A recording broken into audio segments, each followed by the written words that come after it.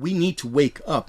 I don't say that we need to wake up so that we can save the system. The system is done. This system that we live under, it is done. It has nowhere to go but collapse. It's just a matter of time. Hello YouTubers, Alaska Prepper here. Well, ladies and gentlemen, I've taken several articles that I think are worthy to talk about and compiled them into this one video. And I am going to spend about half of this video on a subject matter that I think is very important. Not because of what it means, but because of what it's doing to people. But let me get to that once I go over these.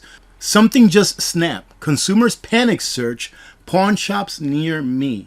This just goes to show, ladies and gentlemen, that reality on the streets is not the reality that is portrayed by the mainstream media or the government pundits, and that you really have to think for yourself. I think it was on one of yesterday's videos where I mentioned this is the time right now that we have to be preparing financially as well. And I even gave a couple of examples on how you can prepare financially. I'm not a financial advisor, right? And I have to say that because I'm on the internet. I'm sure you understand. If you put away just a little bit each payday, it will grow. Slow and steady wins the race. I personally believe that precious metals are going to go up exponentially in price, in purchasing power, more importantly. And even if you purchase a dime every payday or a couple of dimes every payday, in time that will be a nice little cash for you that will be able to safeguard your ability to still be able to purchase things that you need when this system that we are currently under, this monetary system, goes down. Look at all of the fiat currency systems that we've been under, all of the systems where the money that they used was debased or inflated. None of them have survived. So what makes anyone think that this system is going to survive? The only way that this system survives is if we allow the powers that be to continue to enslave us. Because this system is a pure enslavement system that is used to keep our wealth from us, to determine what our wealth is worth. All right? They determine what our wealth is worth, what our hours are worth. That's the system that we are under now. And every system that's been like that in the history of mankind has always gone to zero. And this is the time that you need to protect yourself, because this system is eventually going to go to zero as well. Cash-strapped Americans are panic searching pawn shop near me. And that is very sad. The search trend spiked to a record high at the start of July. And ladies and gentlemen, we're going to see more and more of this continue to be shown out here in this type of media format. The media format that the mainstream media usually stays away from. And that's why I like to bring these articles to you, so that you can go out there and read them for yourself, so you can go out there and do your own research. If you're hearing Poppy out there, my new rooster, that's who it is, all right? I love the sound of rooster, so I hope that you all don't mind. He's just protesting because his chicken friends are not here yet. They'll be getting here pretty soon, hopefully by this weekend. And just like our government and media pundits would tell us, hey, there's nothing to worry about, everything is all right. In the background, central banks, which are some of the banking institutions, along with other banksters and other investors of stocks and stuff like that, that tell you gold is no good. Gold is just a yellow rock that will sit there, will do absolutely nothing for you. Gold is something that is used to preserve your wealth long term. It's not something that's used so that you can invest in it from day to day. I'm talking about physical gold. Yes, you can trade paper gold, but that really is not real gold. It's just fake gold that's put into the system to make the system think there's more gold in there than what there really is, therefore bringing down the price, suppressing the price, and also suppressing the people wanting to buy it because they see how volatile it is. But these same banks and these same pundits that tell you not to buy gold, what do you think they're doing, ladies and gentlemen? I mean, think about it. Don't you think it would be smart for, if an institution really wants to buy something, right? Why would they tell you, yes, you should be buying this, you should be buying it? Because the more people that buy it, the higher the price will go. Why would they tell you that when they can just talk down on it and they themselves buy it at a cheaper price? It's the game that's been played for a very long time, and we the people, we keep falling for it. 8 central banks increased gold holdings in May, and this is going to surprise you as it did me. excluding another big sale by Turkey. So they're saying that 8 central banks increased gold holdings in May, but Turkey sold a whole bunch of gold. But why? All right. Central banks were net buyers of gold in May, according to the latest data compiled by the World Gold Council.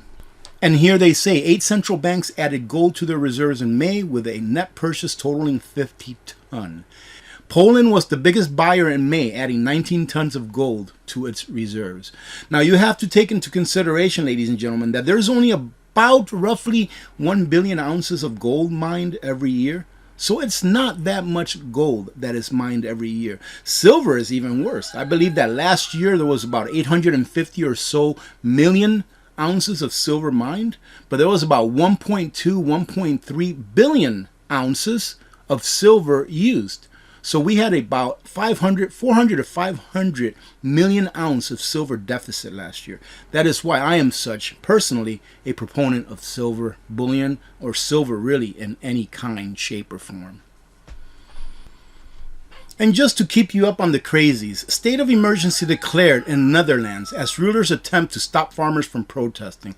Now they want the farmers to stop farming. And unless you haven't heard me say this before, and this is a fact, the Netherlands is like one of the best, if not the best, Western nations when it comes to farming.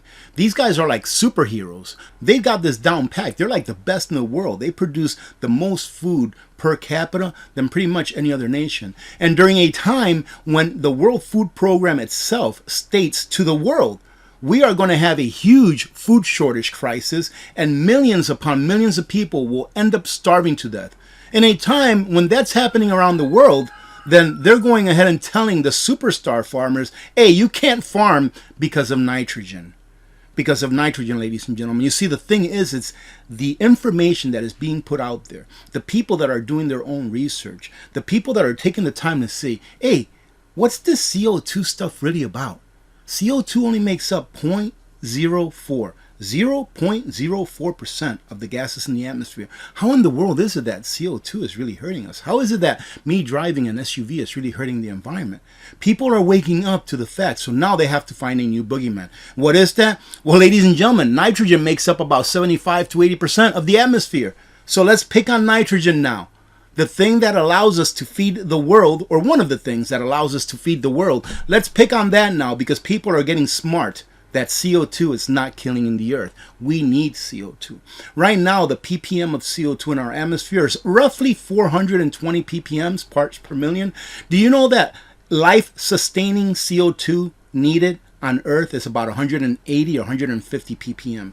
Meaning that if we go to net zero, guess what? There's no more life because we need CO2 in order to live.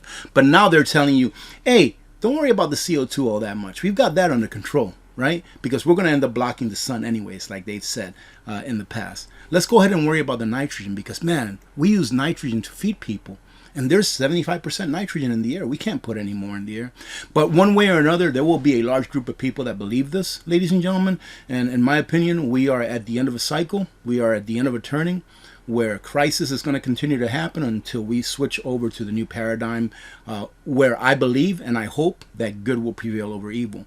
But here it says that in the Netherlands, the ruling class has declared a state emergency to prevent farmers from driving their tractors into the city to protest the government's mandatory fertilizer reduction target.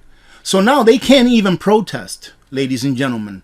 Why? Because the best way to win a war is to shut the people against it up. Is to shut them up. And take a look at this, ladies and gentlemen. Number of homeless people in Los Angeles County surges to more than 75,000. 75,000 is about 15% of the total homeless in the United States of America. I believe that in the U.S. there's between 500 and 600,000 homeless people. Well, about 15% of them reside in just one county. That is incredible. I know it's difficult to pick up and move. But ask yourself, where am I going to be 20 years from now?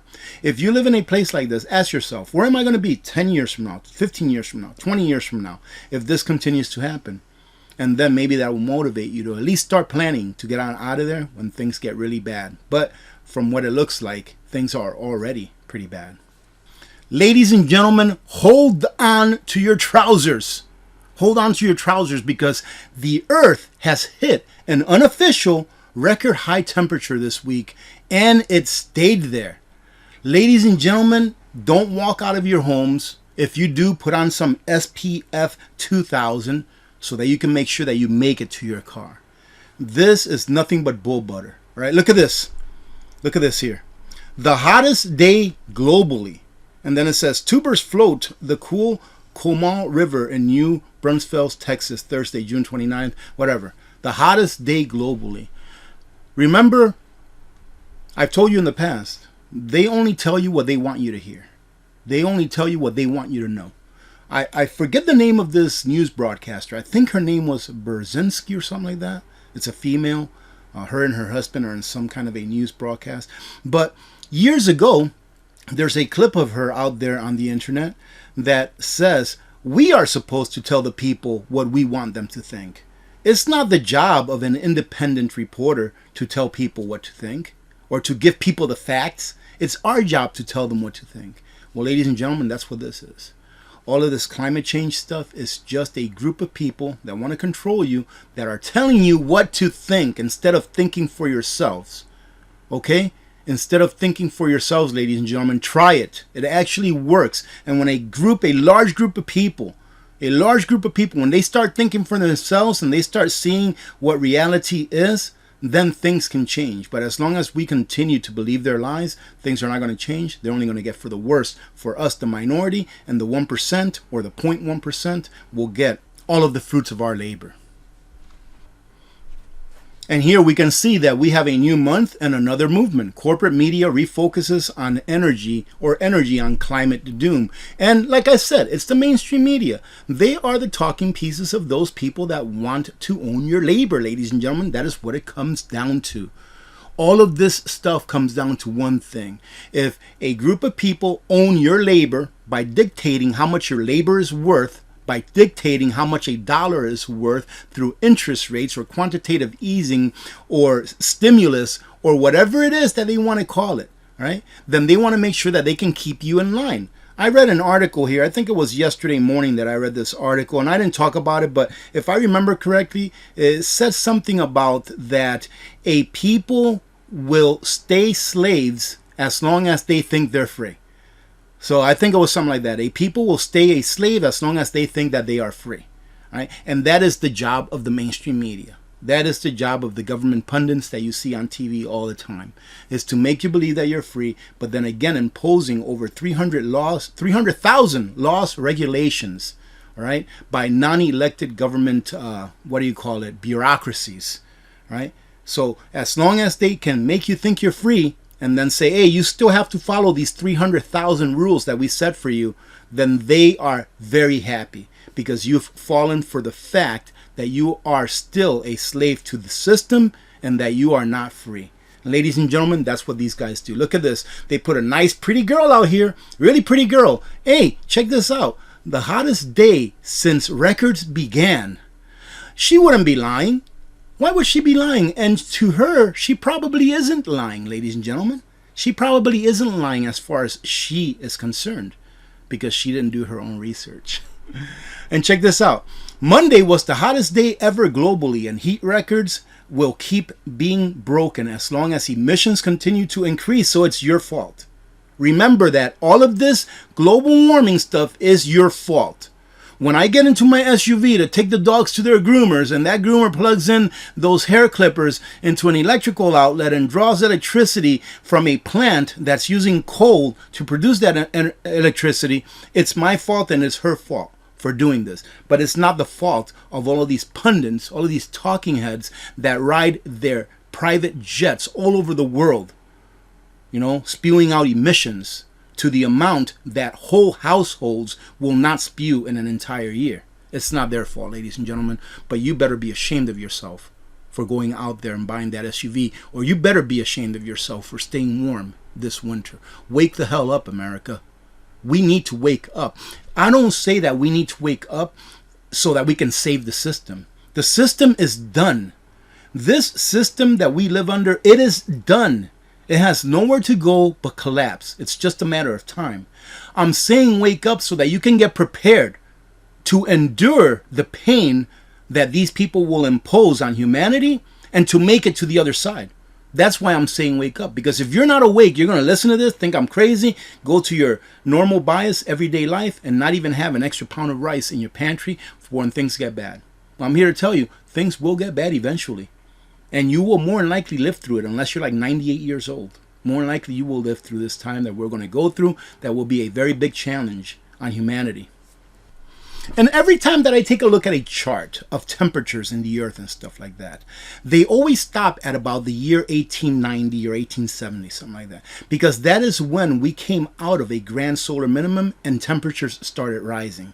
Right? So whenever I take a look at a chart like that, they usually only bring it back to like 1900, 1870. Go look at it for yourselves. Go look for a chart of global temperatures for yourselves, and you'll see that most of the ones you see will be like, I don't know, 150 years back maybe, at the most.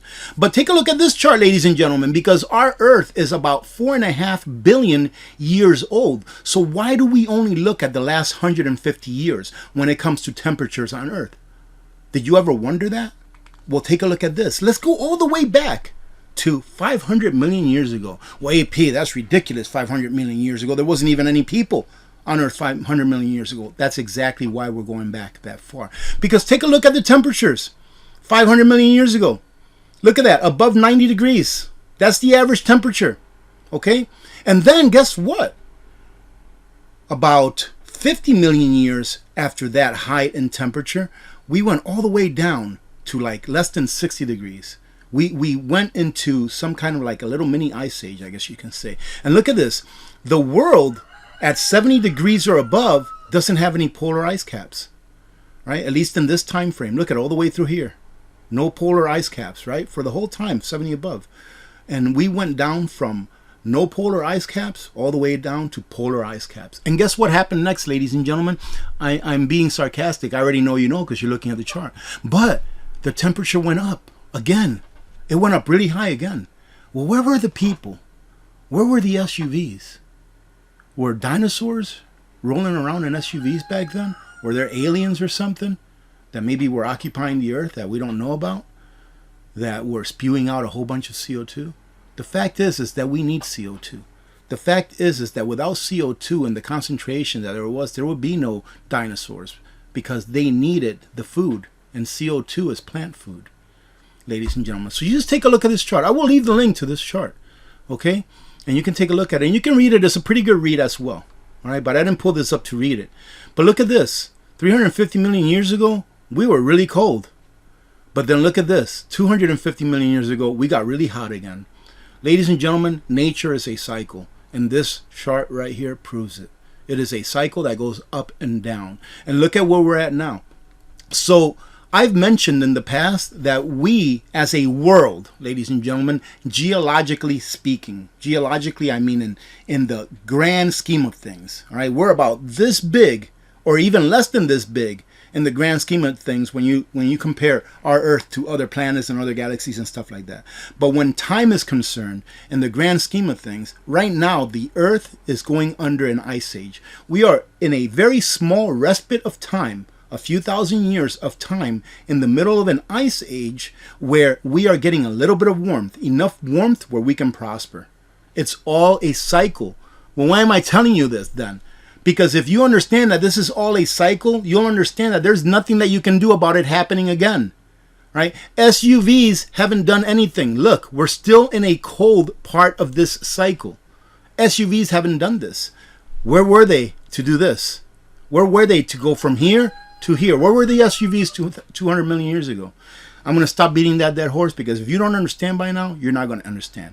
If you don't understand that this climate change stuff is all about money, you're not going to understand. Hopefully this will make you understand that this climate change stuff is all about money. Wind industry blackmails UK, demanding huge ramp up of subsidies. Ladies and gentlemen, where are those subsidies coming from? They're coming from the consumer. They're coming from the consumer that's paying 4, 5, 6, 10 times more for energy than they did a couple of years ago because of this green stuff. In a move that gives the lie to years of propaganda claiming falling costs, the wind industry's leading lobbyists have written to the government threatening to abandon the UK unless subsidies for their companies are hugely increased. It's about the money. They don't care about you. How much concrete do you think it takes to place one of these big windmills up? Concrete is the third leading CO2 emission in the world, ladies and gentlemen. Please understand this. This is all about the money. We are in a time in our history where we need to wake up. And if anything, if you take anything from any of the videos that I've ever done, take the fact that you need to get prepared as best as you can, because this is all going to come tumbling down. It always has throughout history. Remember, we're in the fourth turning, and if you haven't read that book, go ahead and read it. It's not that long of a read, and they also sell it on audiobook, which is a very easy listen also. It's not boring. It'll keep you engaged. And do you think that they're not making any money off of these windmill installations, ladies and gentlemen? And again, ask yourself, what's the footprint of a windmill being built, and how long does it last? How much of a detriment are windmills to the animals, the birds that get killed every year? People don't think about that. They just think about what they're told and what they're told to believe. New wind turbine installations in Germany grow almost 50% in early 2023. Wow. I wish I would have known this was going to happen, because I would have invested in these companies. Again, it's all about money. People are making money hand over fist. And most of these people that get on the media, Al Gore, how do you think Al Gore became a billionaire, ladies and gentlemen? How do you think he became a billionaire? Take a look at what he owns stock in. I think one of the things he owns stock in that he's vested in, I don't know for a fact, is that Beyond Meat or something, like one of those meatless meats. I know I'm saying this way too late into the video, but I love solar panels. You've heard me say this 1,000 times. I think I just had a talk with Chief yesterday, right? Because he's coming over to do a little more work on my land this year. And his wife, Melody, just got a Tesla. And I told him, how do you like it? He's like, it's awesome. I would love to have a Tesla. That would be so awesome to get a Tesla. I have to talk to my tax preparer to see if I can claim it under this channel so it can be a tax deduction, but I probably can't. What am I going to deduct it for? Oh, I got to go to the post office, right? But anyways, I love these things. I love solar generators. I love solar panels. You know, I think I would love to have an EV, an electric vehicle, even though there's not very many charging stations around here. But I would love to have one. It'd be a lot of fun having one. You know, imagine that, doing a video on seeing how long it will take a solar panel with a solar charger, or a solar generator to power up a Tesla or to charge it. Probably take like 6 months. But anyways, solar farms are sucking up California's water. So much for sustainability. And what they're talking about here in this article is that they're putting up all of these solar farms out in the rural areas, and they're using a lot of water to build these solar farms, and it's making the wells go dry for the people that live there. And they're like, aren't they doing these studies prior to going there? And to see what's going to happen? Again, they're not looking at second, tertiary, and fourth order effects of their actions, but maybe they are, and they're just ignoring it, and I'll tell you why here in a second.